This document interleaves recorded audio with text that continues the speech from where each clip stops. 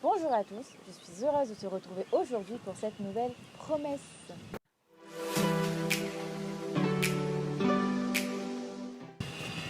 Fortifiez-vous et ayez du courage.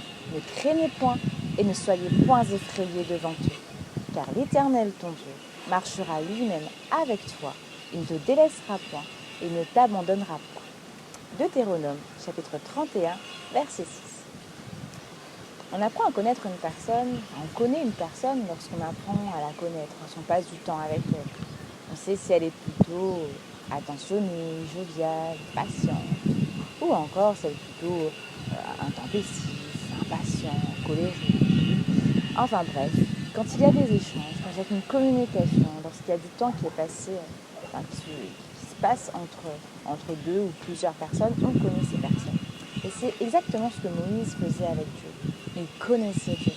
Au point où la Bible même dit qu'il n'y a paru aucun prophète en Israël qui n'a connu Dieu face à face.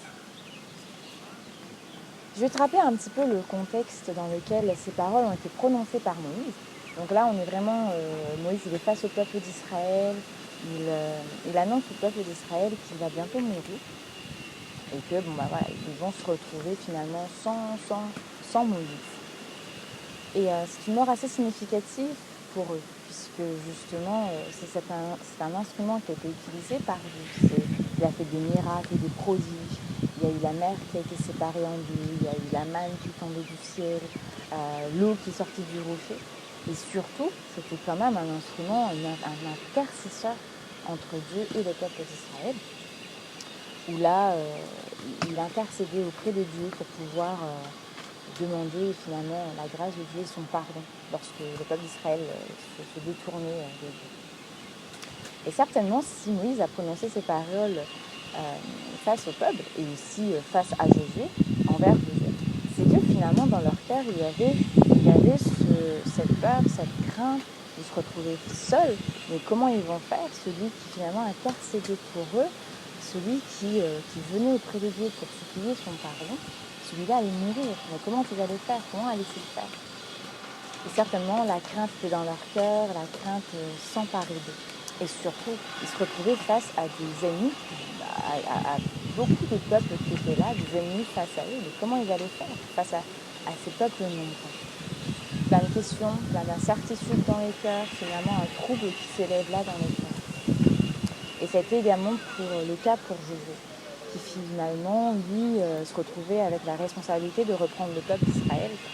Et cette responsabilité qui était là sur ses épaules. Et Dieu lui-même, Moïse, mais également Dieu, plus tard dans le prochain chapitre, dira à Josué, mais ne crains point, fortifie-toi et prends courage, je ne te délaisserai pas, je ne t'abandonnerai pas.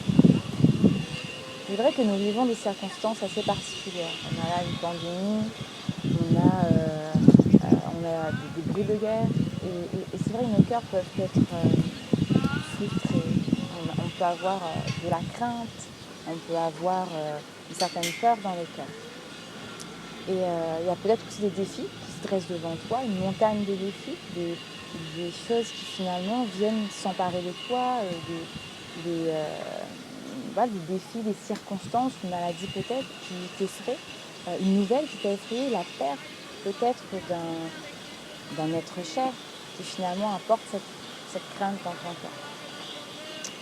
Et il y a aussi peut-être, je ne sais pas, le Seigneur t'a demandé de faire des choses, des responsabilités qu'il a mis dans ton cœur, et voilà, tu es effrayé face à tout cela.